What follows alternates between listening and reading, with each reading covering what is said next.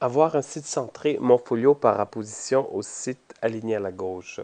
Pour bien vous le montrer, on voit que je suis présentement sur un site centré, ce qui veut dire que si je redimensionne, les éléments sont tout le temps au centre. Par opposition, si on regarde le site de mon folio actuel, il est aligné à gauche. Puis si jamais je le redimensionne, les éléments ne bougent pas. C'est une nouvelle fonctionnalité depuis 2013.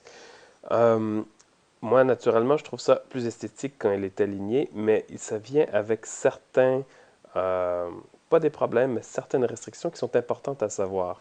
Pour que ça puisse être visible correctement sans scrollbar latéral sur toutes les plateformes et sur toutes les résolutions d'écran, la distance qu'on a à partir de la gauche jusqu'à la droite ici est de 1000 pixels. C'est ce que je vous recommande. Ne dépassez pas ça. Si vous le faites, premièrement, il sera plus aligné. Et si vous avez un menu horizontal, ça sera vraiment pas très joli. Je vais vous montrer comment ça peut se briser un petit peu.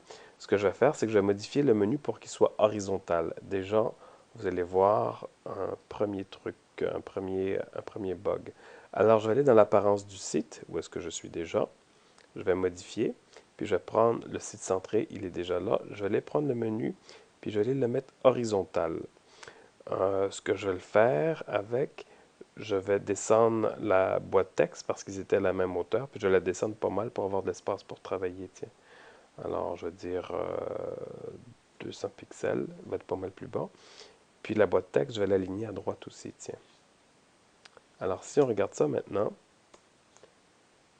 ça devrait vous donner mon premier bug, qui est celui-ci. Mes menus, après 1000 pixels, tournent sur la ligne suivante. Alors, comment je peux prévenir ça?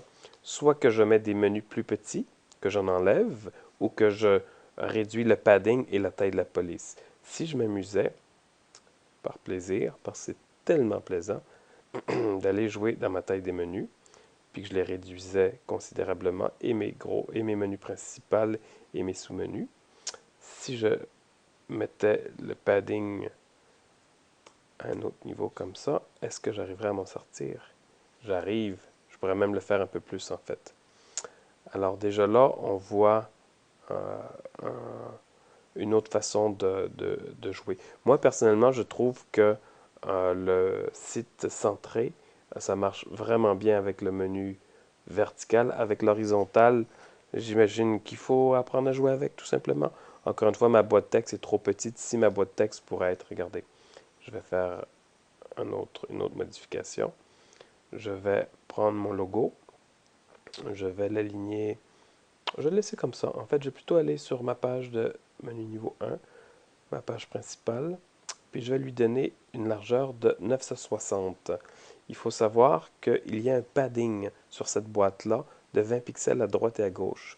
Alors, avec 20 pixels à droite, 20 pixels à gauche, puis le 960, je tombe à 1000.